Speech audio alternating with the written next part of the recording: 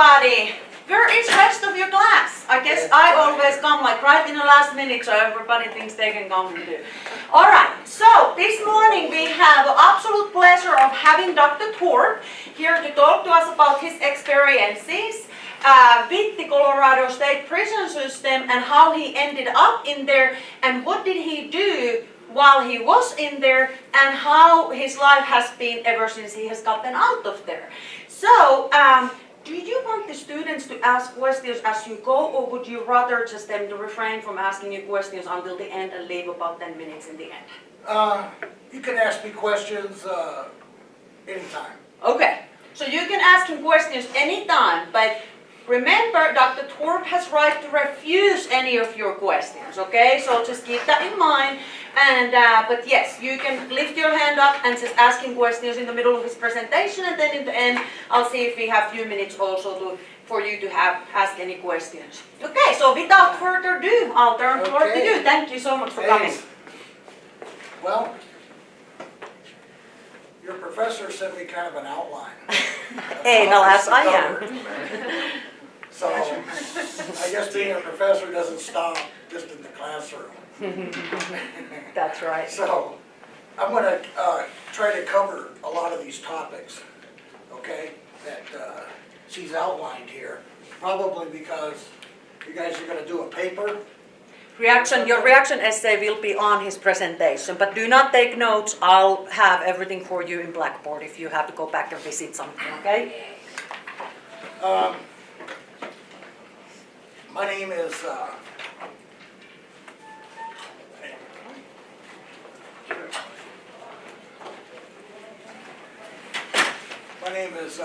Dr. Jim Thorpe, and I guess I have a story to tell.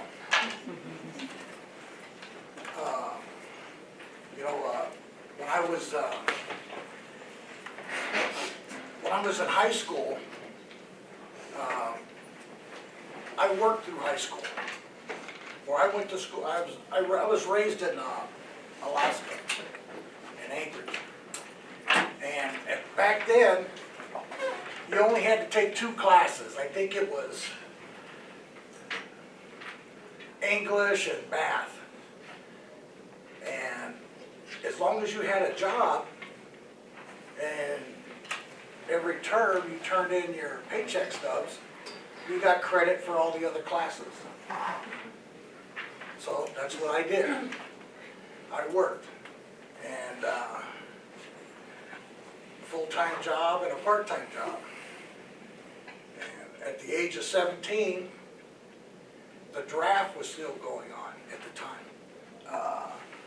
for the Vietnam War. And when I turned 17, I enlisted in the Marine Corps. And I did 2 tours in Vietnam. And when I got out, I was still a teenager. I was 19. Went in when I was 17, got out when I was 19. I got involved in a lot of drugs and alcohol and just hooking up with the wrong people. And that was my lifestyle. I worked mainly construction, and I came from a home, pretty abusive home.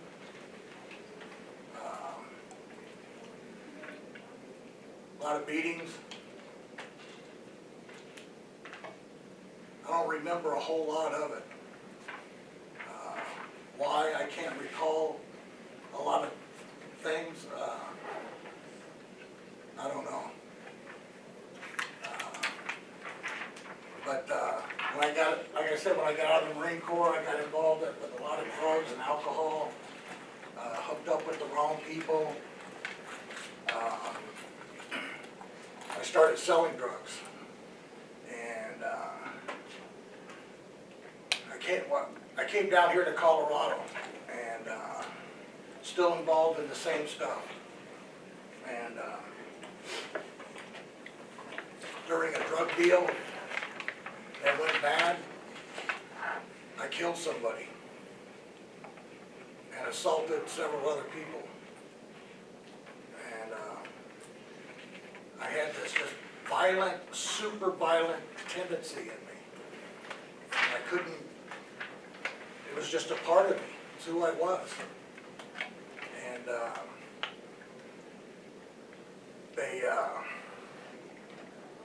you could try to rationalize it by saying, well, it's his experience in wartime, or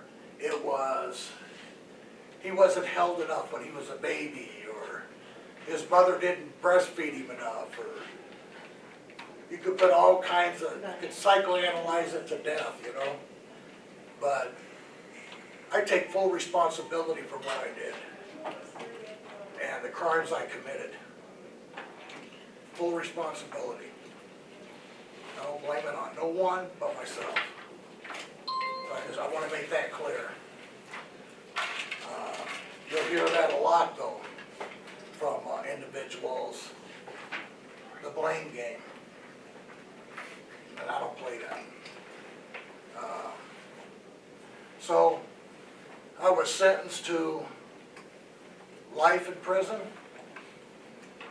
and for the assault, aggravated assault, I got 10 to 20 years. And those sentences were running concurrently. So I went in to prison when I was 22 years old. And I got out when I was 47. So I spent all my adult life in prison. That's what I know. That's all I knew, is prison life. Way different from out here. Way different. And when I first got to prison, it was about kicking into survival mode.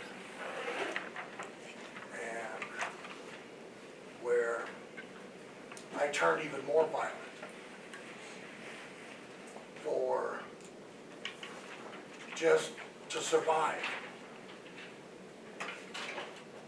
And it could have turned into anything. I mean, to kick that violence in could be anything. Somebody look at me wrong, or just look at me a certain way, and I just go up and stab them. It was that self-protection mode. I wasn't going to take no shit from nobody, period. A look, a gesture, nothing. Then it turned into, if I wanted something that somebody else had, if they didn't give it to me, I stabbed them and took it from them. And that's the way I lived for a long time. If somebody owed me money, I sold drugs in prison. If somebody owed me money and they didn't pay me when they were supposed to pay me, I made an example out of that individual. And very seldom did I ever have anyone not pay me on time. Very seldom. And I was that way probably for the first 15 years I was locked up. And in prison, like in society out here, you reach a certain level, you could call it respect or fear,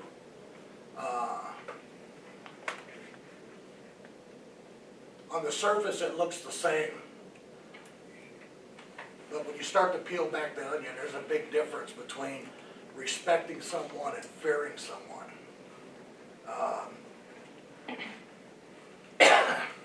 It was that way for a long time. And when you reach that plateau,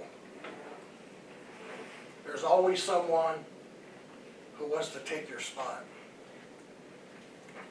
Always. Someone wants to try you.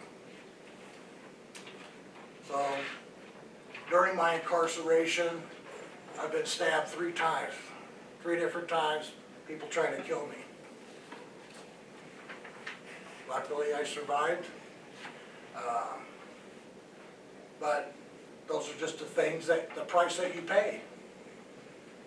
That's the price that you pay. You live like that, you're going to die like that. And I lived that way for 25 years in prison. Now, while I was in there, after about 15 years, I spent 5 years of that in solitary confinement. We called it the hole. That's a long time. Yes. And 5 years of solitary confinement, you really get in touch with yourself. You really get to know who you are. And you have a lot of time to reflect, think about things. And the warden used to come to my cell every year. He'd knock on my door. Back then, I had a nickname, Red, because at 22, believe it or not, I had a head full of red hair. So they nicknamed me Red. And that stuck with me for all these years. Even now, I could be walking the streets of Denver and I'll hear somebody say, "Hey, Red." Well, I know right away it's somebody I knew from the joint. And so the warden used to come down to my cell every year. And he said, "Hey, Red, I'll let you out right now. As long as you give me your word, you won't hurt nobody." So I can't give you my word. Because that's all you had was your word. And I told him, I can't do that. I said, "Man, all right." He'd come back the following year. Every year he would do that. And I told him I couldn't give him my word. As bad as I wanted out of there, I couldn't do it. So, at the end of the 5th year, he knocked on my door again. And I said, "Well, you know what, I'm here to ask you." And I told him, I said, "Look, I'll tell you what, as long as nobody puts their hands on me,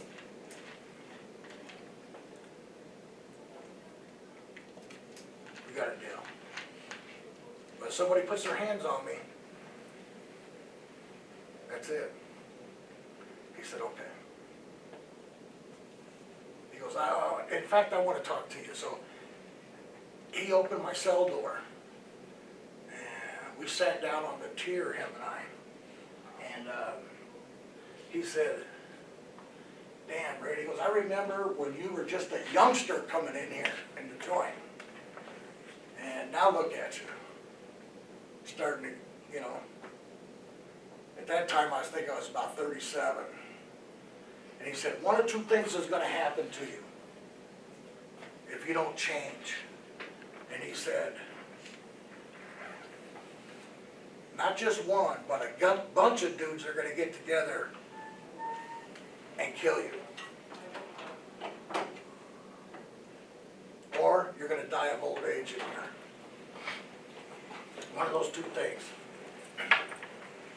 So he said, "Look, man," he said, "think about what you want to do with your life. If you, whatever it is, as long as it's positive, I'll help you." I said, "Okay, cool." He goes, "Think about it. I'll come back tomorrow." And sure enough, he came back the next day. He said, well, what do you want to do? I said, well, you know, I'd like to get my GED. I'm 37 years old. I never read a book in my entire life. Not even a comic book.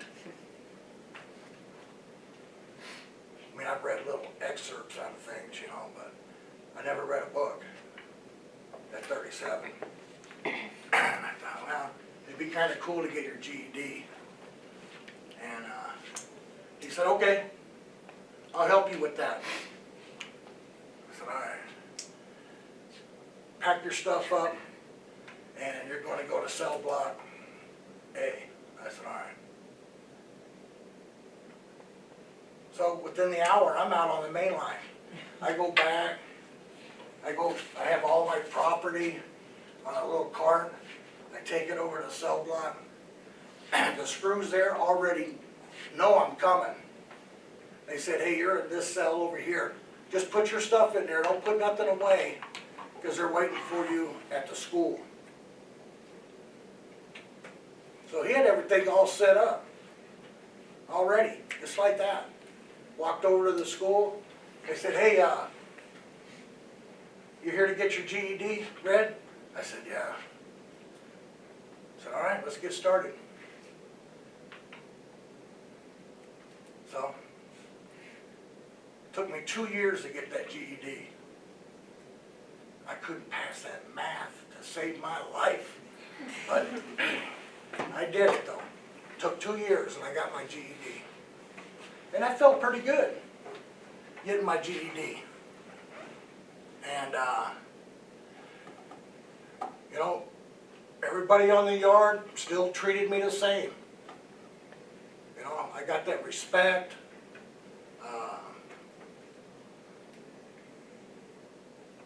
There was a college called Otero Junior College. Any of you familiar with that down in La Junta? Otero? Yeah. And they used to come into the prison at night and hold classes. So I got enrolled in that. And a couple years later, I got my associate degree. And that felt really good to get that, because I worked hard for that thing. I mean, my whole life was focused on school. And I quit selling drugs in there. You know, I can't tell you if there was a specific day or time that I changed. I think it was kind of gradual. But it had to do with education. That was the connecting point for me. You would think, well, hell, he'd been stabbed 3 different times, you know, you'd think just after the first time he'd learn his lesson. Oh, hell no. That's the way I like to live, on the edge. I was prepared to die every day. Just take it to the limit every day.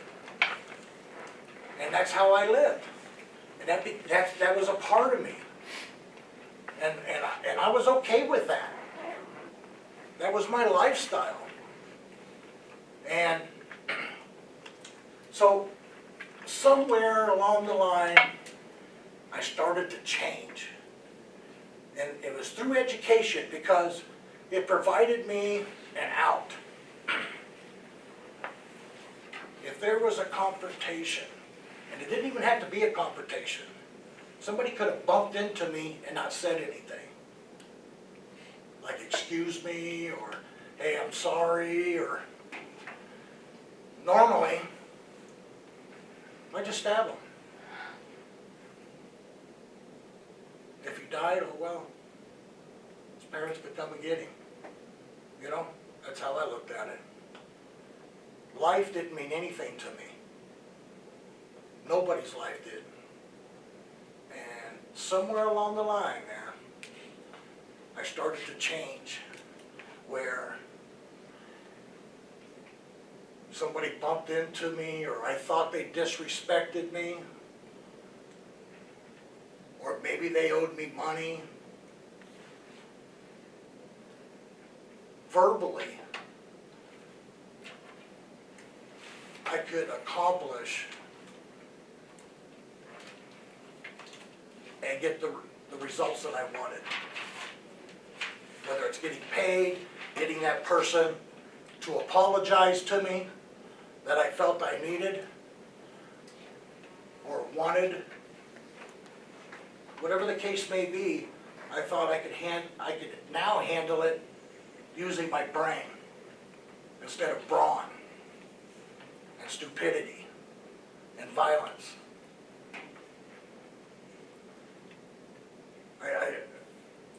I can't tell you when it happened. I think it was a gradual thing. It just didn't happen like that. You turn the light switch and, all right, Red's no longer like that no more. Boom. Didn't happen like that. And so after I earned my associate degree, I went to school again. And I got my bachelor's degree while in prison. And I was going to these schools where, like here, they would videotape the class. And this is what was unheard of in prison. I'd pick a college or university and they would videotape the class and send me the videotapes. So I was always like 1 week behind the students for assignments and stuff like that. But that's the way they ran that. So you didn't have that brick and mortar class like you have right here. So the warden allowed me to have these videotapes sent in, and I would watch them at the school and then do my homework assignments and stuff and mail them in. When I went in at the time, they didn't have cell phones back then. They didn't have PCs. They didn't have personal computers. They didn't have any of that stuff. They didn't even have, this still freaks me out, when you go to the grocery store, how they scan all your items. Self-service? You know, Oh, even the clerk, yeah. those machines, they didn't have that stuff when I got locked up. They just punched it up on the cash register, hit the, and you could see how much each item cost. Now they just slam you through there. But, so it was a lot to get used to. But anyway, they let me, I earned my bachelor's degree. I have a bachelor's degree in business. And imagine this, with a focus in accounting. 2 years to pass that damn GED math. I was a glutton for punishment. Then they moved me to a lesser secure facility. Well, the warden there remembers me from before. He meets me at the gate, man, when they drop me off there. I'm in handcuffs and shackles and belly chained. And they said, I said, man, I thought this was a lesser secure facility. He said, well, you and I are going to have a come to Jesus meeting, he called it.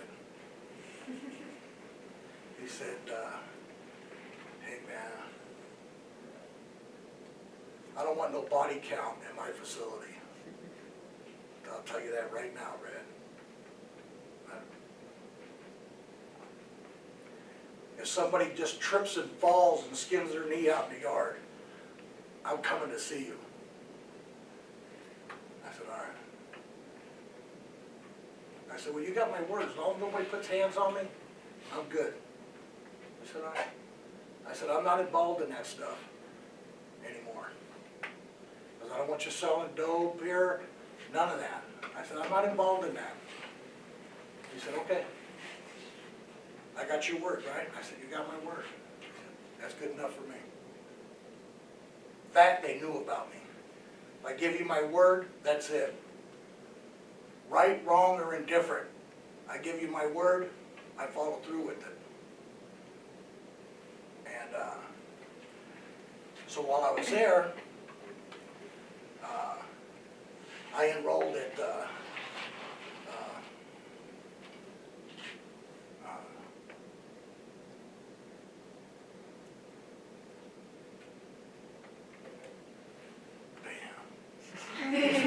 just got a brain fart. What's the college, University of Fort Collins, USC? CSU. CSU. Yeah. Man, I can never get those right. I enrolled at CSU and for my master's degree. I wanted to get an MBA. And, I went to school there for a while, but it was kind of pricey. So I transferred my credits to City University in Bellevue, Washington, and earned my MBA through them. And I knocked that out in record time. I think it was like 18 months I was done. That was a wrap. Because that's all I did. I had a job in the school at the prison.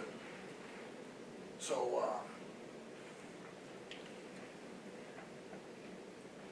and my boss there, he, do your homework.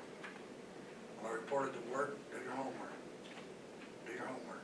That's what I did for my job, do my homework. And he paid me big money too. I got paid 60 cents a day. That's what I earned in the joint, 60 cents a day.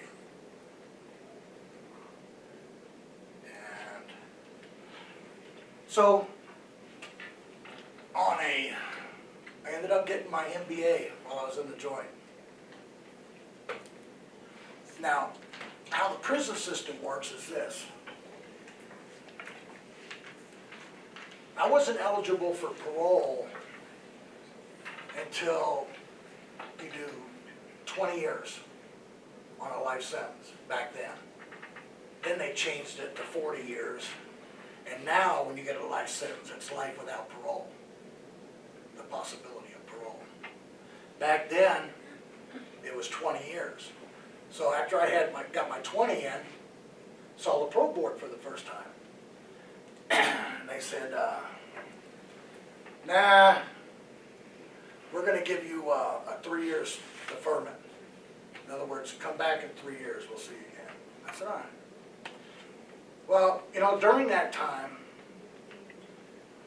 I've already had it in my mind that I was going to spend the rest of my life in prison. And I was cool with that. I really was. In my heart, in my mind, I was okay with that. To spend the rest of my life in prison, because that's all I knew. That's all I knew. And I liked going to school. And so I saw the parole board again after 3 years. And they gave me a 2-year deferment. Now, the way the system works is when you are so many months away from seeing the parole board, you're allowed to put in for community corrections. You guys familiar with this? Yeah? You're allowed to put in for community corrections. So, I've been putting in for community corrections after I did 20 years. And you could put in like every 6 months. Well, I put in like once a year. I'd rather just get disappointed once a year than twice. So I put in once a year.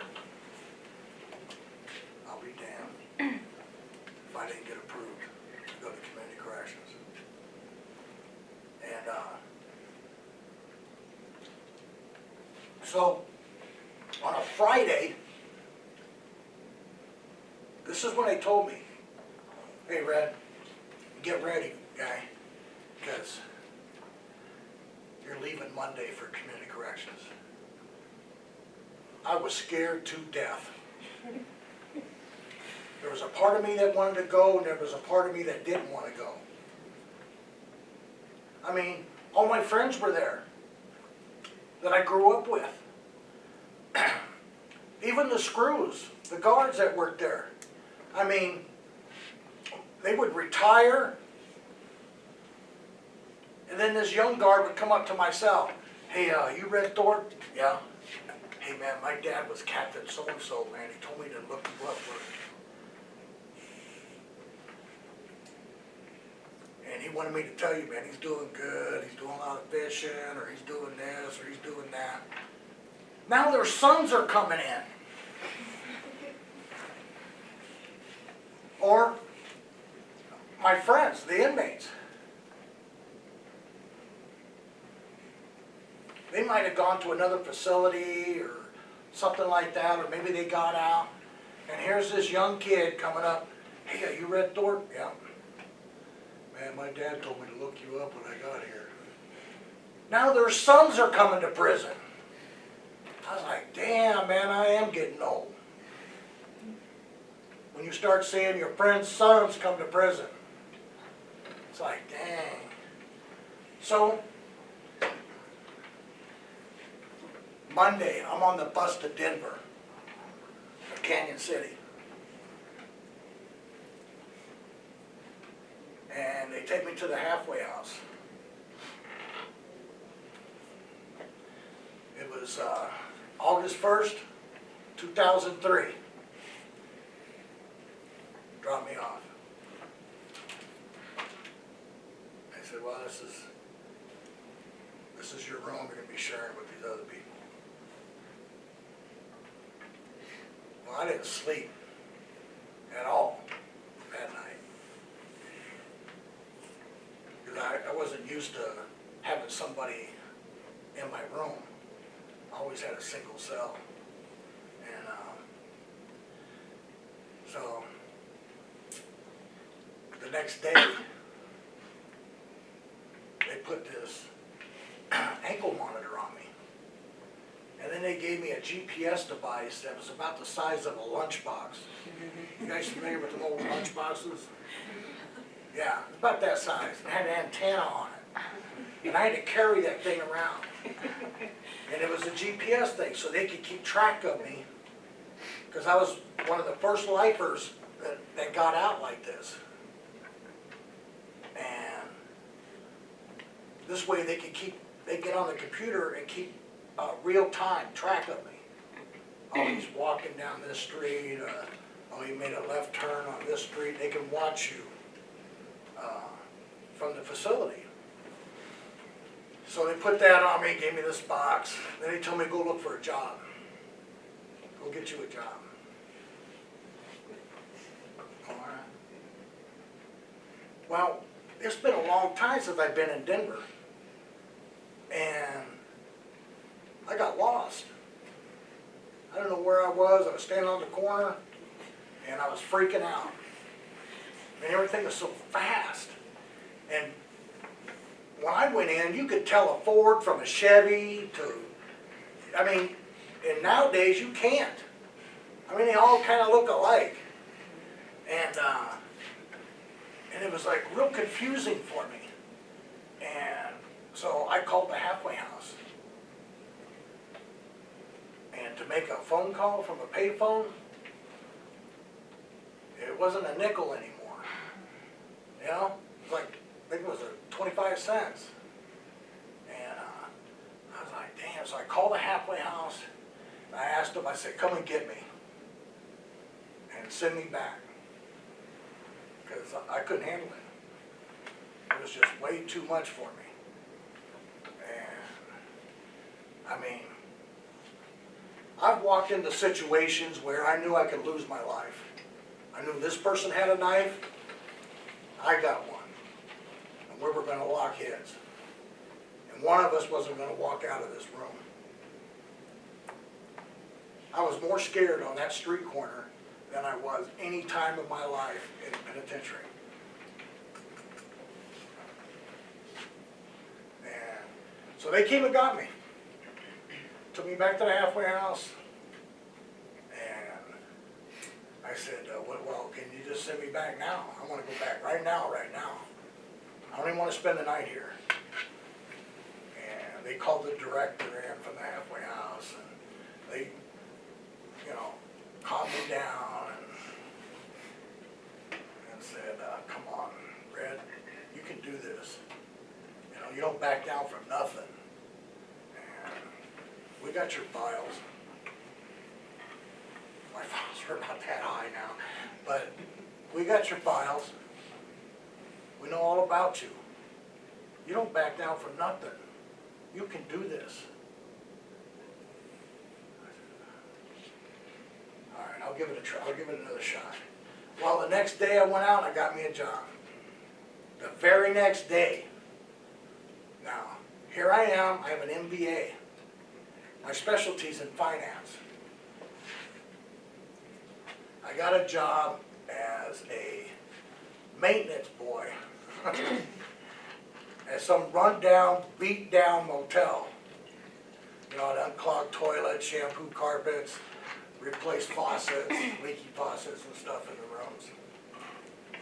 Making like, I don't know, I think I was making $8 an hour. I was one happy camper. $8 an hour, I was cool with that. Because I really couldn't put together your education with a job, so to speak. All I knew was I liked going to school and learning new things.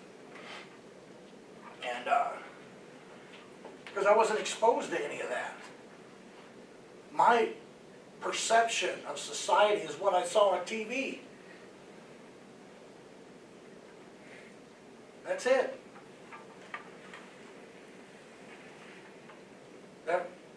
That's what I knew. That's what I thought society was about. Or was I in for a rude awakening? So I had to teach myself. I didn't know how to use the phone, cell phones. Didn't know how to use one of those. One of the guys at the halfway house showed me how to use it. And so that was pretty cool. Then I had to teach myself how to use a computer.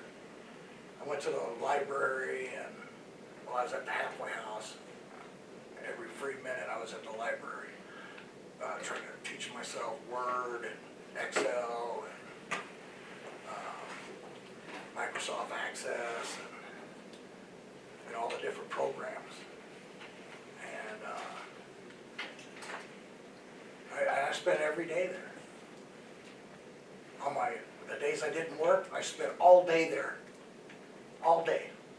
Teaching myself how to use my phone and the computer. Because I realized those were the two main things that people used out here, were computers and their phones. Never even thought about that until you get out. And so once I felt I got fairly proficient at it, I thought, well, I'm going to go back to school. Because that's what I know. That's what I like. So I enrolled in a doctoral program. 5 years later, Dr. Red.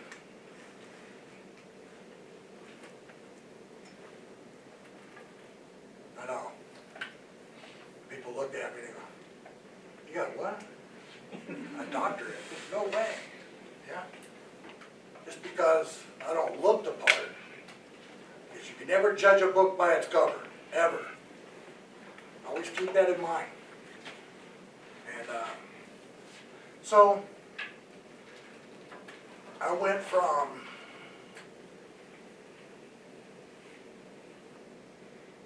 being a maintenance guy, and then I got a job at a law firm as a paralegal.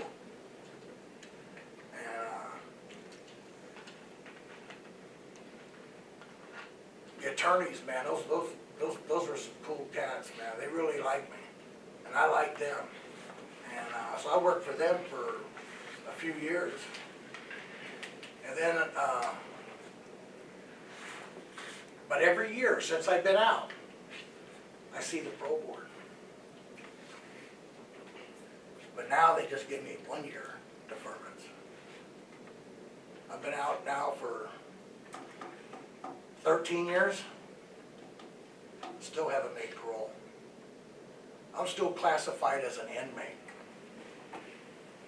They could send me back anytime for any little infraction because I'm still an inmate. I'm not even on parole. I can't travel out of state.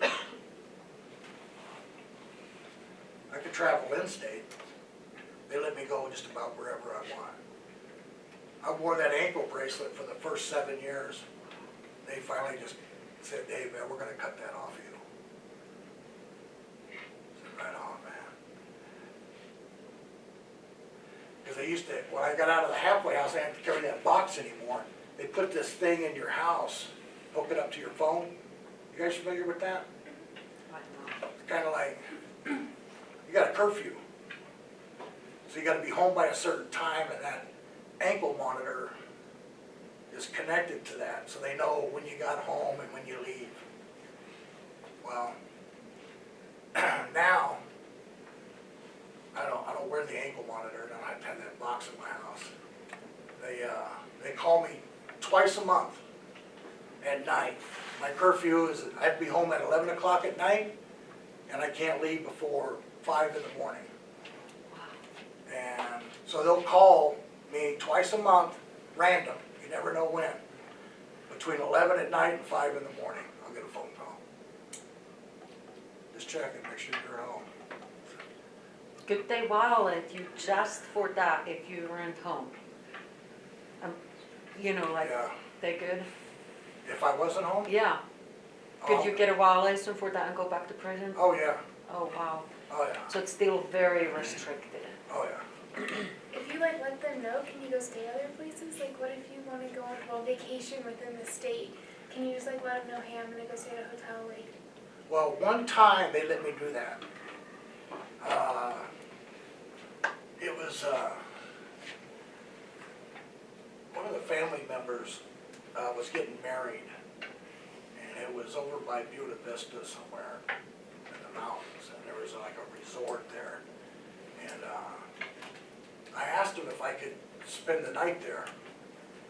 And I set up the parameters. I said, look, it'll be in a motel. I'll make sure there's a phone in the room. So when I get there, I'll let you know what motel I'm staying at, what room number, and the number. And I'll be in my room for my curfew hours, and I'm supposed to be home. You say, cool? Go ahead, have a good time, be careful. And and I have to call in every morning or every day. One is the color line, they call it, because I have to give 2 UAs a month. And I have to check in, it's called CWISE. It's, I don't even know what the acronym stands for, but it's Department of Corrections. You call in, and they go through a recording prompt, like, are you still working here? Do you still live there? Press 1. You know, and you go through this. It takes about 2 minutes to go through all the questions. And so, and my PO sees me probably every couple weeks.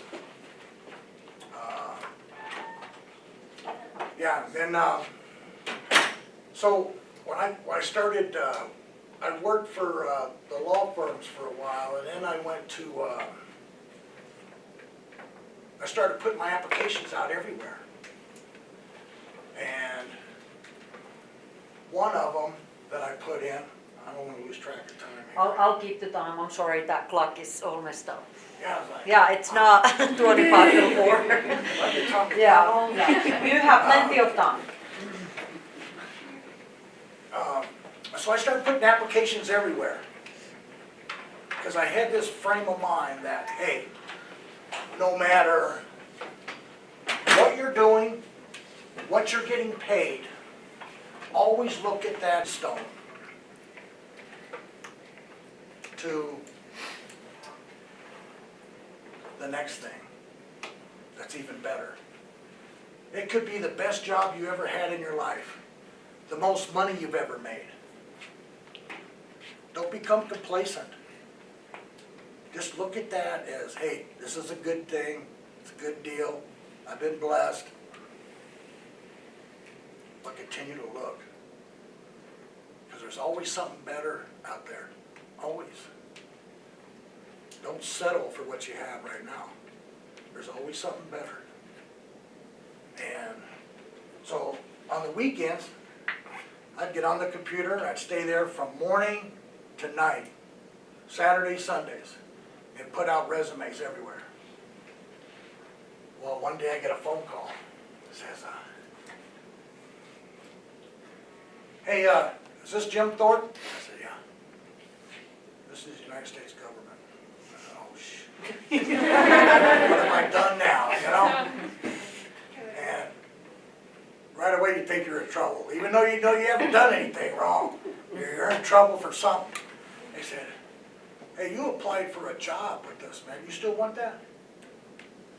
I said, with who? They said, the Department of Interior. No, the Department of Defense. I said, yeah, I'll take that job. They said, well, go down. Still had my ankle bracelet on at the time. They said, go down, get fingerprinted, get your picture taken at our security office. I said, oh, okay. I went down there. And I told them, I was straight up with them. Hey, I got an ankle bracelet on. I haven't even made parole yet. I don't want you to find out later and then be thinking I was trying to hide something from you. They said, you know what, we really appreciate you being straight up with us. Jim, you're hired. Wow. They hired me. I worked for them for 3 years.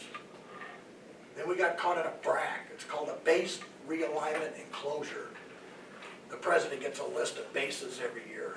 And when he signs off on it, they close those bases down. Well, my base happened to be on that list. They closed it down and they moved my function to Indianapolis. So they wanted me to go to Indianapolis. I told them, I can't go to Indianapolis. I can't even leave the state.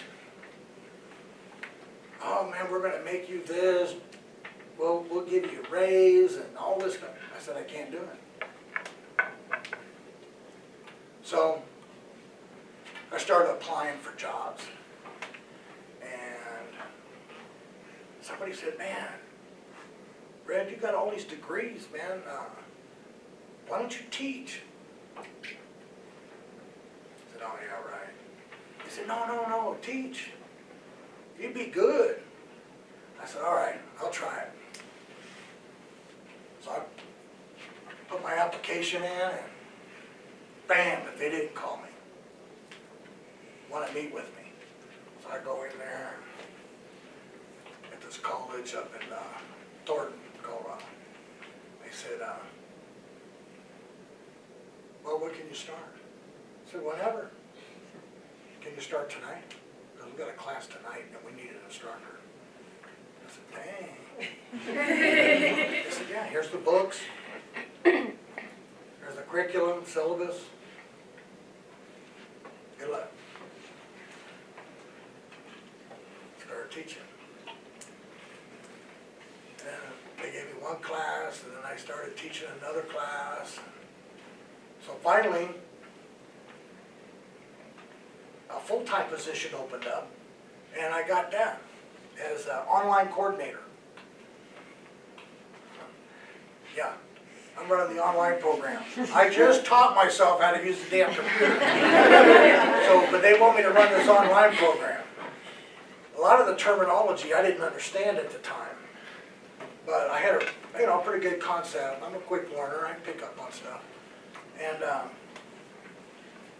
so they said, hey, you're the online coordinator, and you can teach.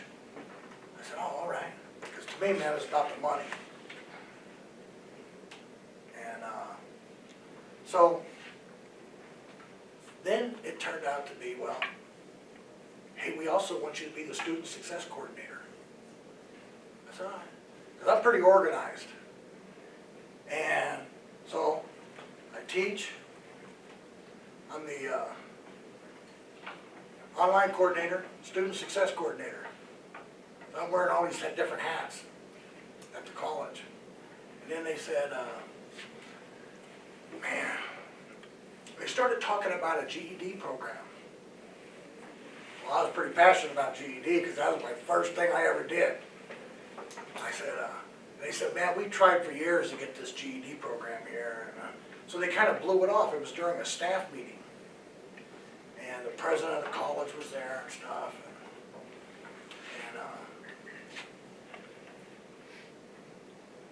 you know, they knew about my background, so they didn't really take me seriously about a lot of things. So I was always quiet. I didn't really say much. And because I said, well, I'd like to give that a shot, you know, to start a GED program. No, we already tried that, but, you know, it just kind of blew me off. And I thought, well, just calm down, Jim. Calm down. You don't need to drag anybody out in the back. You know, just calm down. Then I finally thought, hey, you know what? Just because you guys couldn't make it happen doesn't mean I can. And the president of the college said, Jim, take that ball and run with it. I said, all right. I got back to my office and I thought, man, I think I stuck my foot in my mouth on this one. I better make this happen, man, because I'll really look like a fool. And everybody else will be thinking to themselves, yeah, tried telling him. He wouldn't listen. So what did I do? I called the Colorado Department of Education. Hey, who's in charge of the GED program? You know, GED for the whole state of Colorado. They said his name is Chalmer Noggle. I said, oh, okay. When's he usually in? Oh, he's in every day. I said, all right. So I go down there to the main office.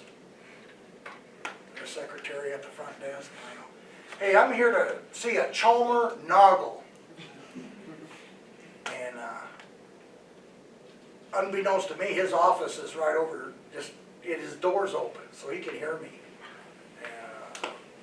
And they said, well, can we ask what your business is about? My business is about taking him out to lunch. And this guy comes out of the office and he goes, well, I'm ready. I'll see anybody who wants to take me out to lunch. Took him out to lunch. Him and I are best buds now. We're like this, man. He's been over to my house. I go to his house, meet his family. He knows all about my background, everything. Got the GED program started. That college is a certified testing site for GED for the state of Colorado. So the students don't have to go anywhere else to take the GED test. They do it right there. They couldn't believe it. They could not believe it. I said, yeah. Well, how did you do this? And I told them. They still didn't believe it. Chalmer comes up to the college and meets everyone. So I worked there for a while. Then they sold the school to another company. They started laying people off. And I thought, oh man, these are people I worked with for 7, 8 years. Been there longer than me. Getting laid off. I'm thinking, oh man, they could hire 2 or 3 people for what it cost to pay me. So I thought, I know I ain't that special. So I started looking. Well, now I work for the Department of Interior. Went back to work for the federal government. And I teach teach at another university at night. And I teach graduate level classes. I teach accounting, auditing, management, investments, finance, classes like that. It's pretty cool.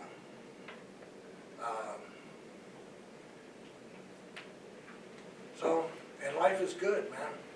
I had to play catch up, man. I was out of the loop there for a long time. And I own 2 homes now. Now, keep in mind, I'm still an inmate. I'm just wearing these kind of clothes right now. But, and the parole board still gives me a year deferment every year. Next time I see him is in January of 17. But I own 2 homes, one in Pueblo. I rent that one out, and I live in the one up in Denver. You know, I recall watching TV, you know, and saying, oh man, one day I'm going to have me a ride just like that, man. Well, it got me that. Or I'm going to have me a house just like that one. Got me one of those.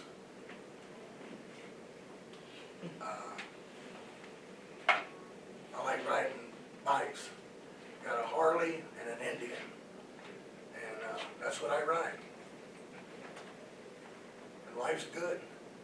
Next week, I meet with the senior advisor for Governor Hickenlooper. They want to pick my brain and come up with some ideas and maybe implement some new things for reentry for people getting out of prison.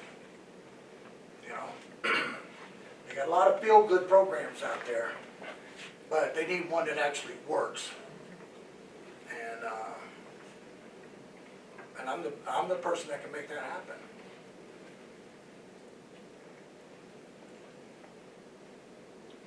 So right now I go from year to year for the parole board. No vacations for Red, at least not out of state. So my PO, I see him about, I don't know, every other week. Sometimes it might be once a month, every 3 weeks. But I'll email him. I'll say, hey, you doing okay? Everything all right? How's it going? Like, I'm checking up on him. And he'll email me back, hey, everything's cool. How you doing? I said, I'm doing all right, everything's all right. He said, okay, I'll see you next week. He'll come by the house. He'll talk to my family. He'll talk to the old lady and the kids before he even gives me any rap. So, but he said, man, I wish I had my whole caseload with people like you. Parole officers, man, he could have 70, 80 people on his parole, on his caseload, and it only takes about 10 of them to start acting up, 15 of them. He ain't got time for me. He's too busy out chasing them other idiots around. Yeah.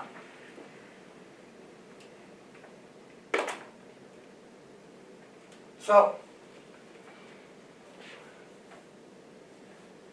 I've come a long ways, man. And I've changed a lot. Now, don't get me wrong now.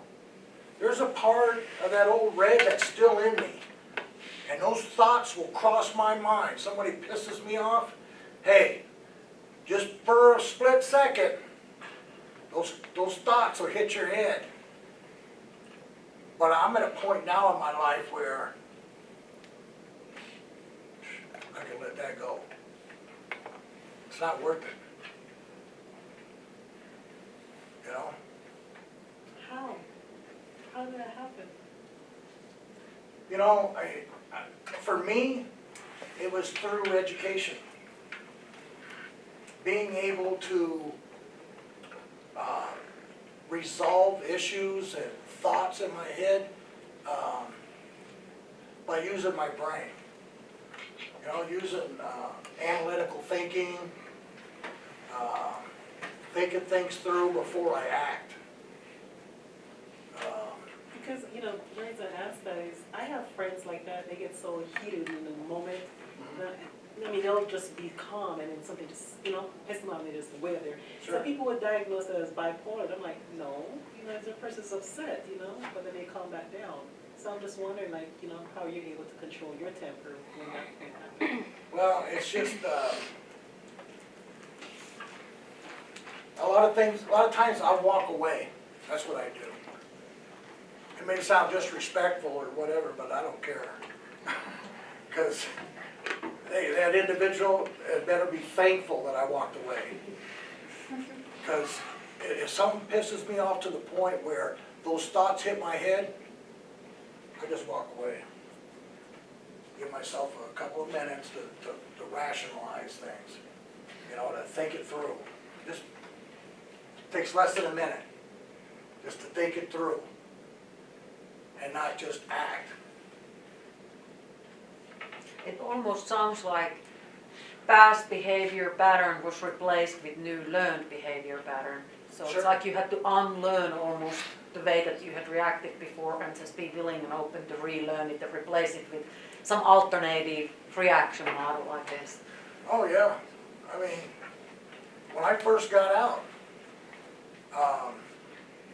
those old habits were hard to break. Really hard. I mean, I had knives all over the house, hidden all over the house. I had one taped up under the toilet tank, you know, just in case I needed it. I had one buried in the backyard. I had one stuffed in my mattress. My boy's out there mowing the lawn. What the hell is this? Hey, look what I found in the backyard. Hey, put that away, put that back.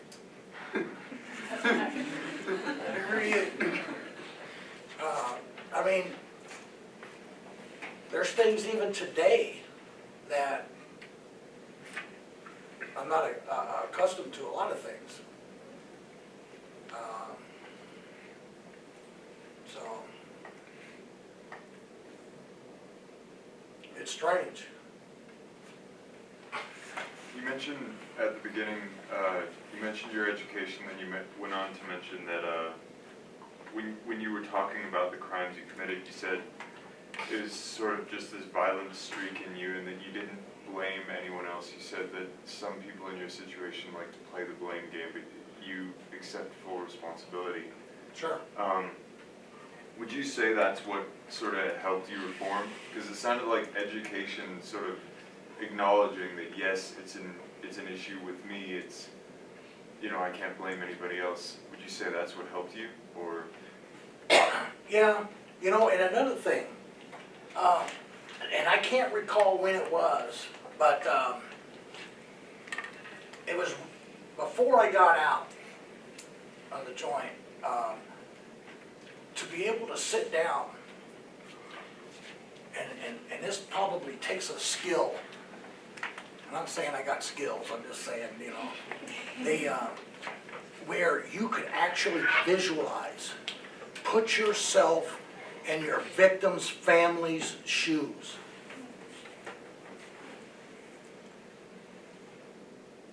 Not so much the victim, because they're gone, but the victims that you created from your actions. Put yourself in their shoes. And you really have to think about it. And you really have to project yourself there. And be genuine. You have to clear your mind, your heart, all of that, and put yourself in their shoes. That was tough, man. That was tough for me to deal with. You know? I mean, that actually put tears in my eyes. You know, that, because I could genuinely feel the pain. And that's horrible, horrible, horrible, man. It's, you can't even describe it. And once you do that, once a person does that,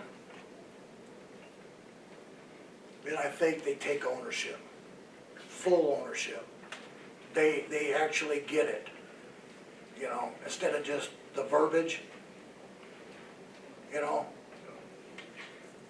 Yeah, I don't blame nobody but myself, and, well, that's cool, you know, but what about remorse? What about the other aspects that come with that, ownership? Because it's more than just saying, I own up to it. Yeah, I did it, so what? No, it's way more than that. It's way more than that. And it's tough to get to that point. A lot of people don't do that. They get to the point where, yeah, I take ownership, and then it stops. No, you gotta go beyond that. And that's life-changing when you can do that. Yeah. Guys, I know that you have lots of questions, so please ask. This is an exceptional opportunity for you to ask anything you want to know. Do you think you'll ever get on parole and get out? Man, you know, this first year I did this, I wrote a letter to the chairperson of the parole board and asked him to reconsider my one-year deferment. And, wouldn't do it. I think it's coming soon, after you make a big move, if you could help with that meeting. I don't know. This year. Like, does your being a federal employee help with that at all? Apparently not. Because, you know, I didn't start asking this question until about the last 4 years. Because the parole board would always ask me, hey, do you have anything to say? And I would say, yeah, man, is there something I'm doing or not doing that's preventing me from being able to take the next step to parole? And they said, no, you've done everything you could possibly do. It's just whether or not we feel you've done enough time. Well, in my mind, you know, well, first you get this flash. Well, how would you like to come up MIA? But then, you want to come at them like, well, then why do we need judges? If you're found guilty of a crime, why don't they just send you to prison, and then the parole board will determine how much time is enough time. So we don't even need sentencing. That's how they're acting. It's almost like they're so afraid of their own butts, like that they just want to be sure and sure and sure, you know. And it's my understanding that they also have like instruments, like risk instruments, and it's almost like you can't do anything. Whatever is in your past will always be marked on that risk instrument, that you become a high risk for that very reason, no matter how your behavior has been last 10 years. And you know, if I were in their shoes, you know, these individuals are appointed by the governor. The parole board members in the state of Colorado, they're appointed by the governor. They make about $80,000 a year. They got expense accounts, state cars they drive, probably the best jobs they've ever had in their life. Are they gonna risk it on some fool like me, paroling me, and I go out and do something? Who's going? They are. They're going to lose that 80 grand a year job, that expense account, those state cars, just like that. Because you know how stuff goes downhill, right? They need a sacrificial lamb, and that's going to be the person who paroles. Hell, if I was in their shoes, I wouldn't take a chance on nobody. If I had a job like that, I wouldn't be paroling me either. Just to play it safe, you know? On just more of a personal note, I guess, if you did get the chance to like go travel, go on vacation and stuff, where would you go? Oh, man. You know what? I have no idea. I don't even think about things like that. Oh man. I don't. You know, when I was locked up, you know, you walk around, you see guys that'll have pictures of their wives or girlfriends or family up on the wall. I never put a picture up on my wall, ever, about anything. You know, when I got locked up at 22 and I come out at 47, my family, this is a tough thing. My family tried to get back with me, you know, my mom. Well, I know this is my mother. I give my life for my mom. But that was a complete stranger to me. I don't even know who she is. And it makes me feel guilty to feel that way about your own mother. But my brother's the same way. They want to get up, you know, they want to get close to me, but they're strangers to me. I don't know who they are. And, you know, and I don't have any friends. I know a lot of people, but I don't have any friends, so to speak. I mentioned Chalmer come over to my house that one time, or actually a couple times. But that was the only time that someone's ever been over at my house, ever. Nobody comes over and watches a Bronco game or Rockies game or stop by to see how Red's doing, none of that.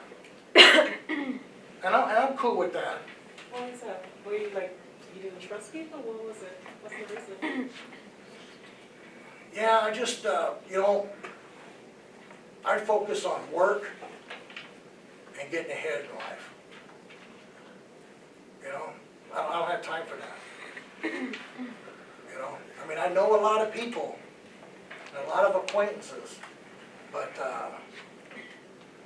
it just, you know, there's a program that they started. We have a couple more minutes. There's a program that started after I got out, and it's called the LTOP program, Long-Term Offenders Program, and they did away with it. But when it was going, it was for people who've done 15 or more years, and they allowed us to associate with each other. And we would meet, and guess what? We still do, every 2 weeks. Bunch of convicts, there's about 30 of us. There was 50 of us, but some of them had made parole and finished their parole and went on to, you know, other things. But there's about 30 of us, and we still meet every 2 weeks. And when we had 50 of us, our recidivism rate, 2%. The rest of the population, about 50. You seem like you've had a lot of positive experiences out of the situation, knowing that you have all of these things. If you could go back, would you change what happened? Oh, hell yeah. You would. Man, you know, if I could go back in time and know what I know now, Just really quickly, because we have to quit. What do you think is a key? What can we do as a society to try to help that, so that if we do ever even have to go there, where we are sending so many people in the prisons and the recidivism rate is so high when people come out of the prison, what could we do differently as a society? to keep from going to prison? Keep them going from the prison, and then even if you end up in the prison, being able to stop the recidivism. Well, I've been looking around the room, and some of these guys are way too good looking to go to prison. I promise you that. Deterrent. Hey, For scaring people. Just telling you now, that should be a deterrent all of itself. Unfortunately, we are out of time. If you want to ask Dr. Thorpe any questions, let's meet there on the hallway after the class. Thank you so much.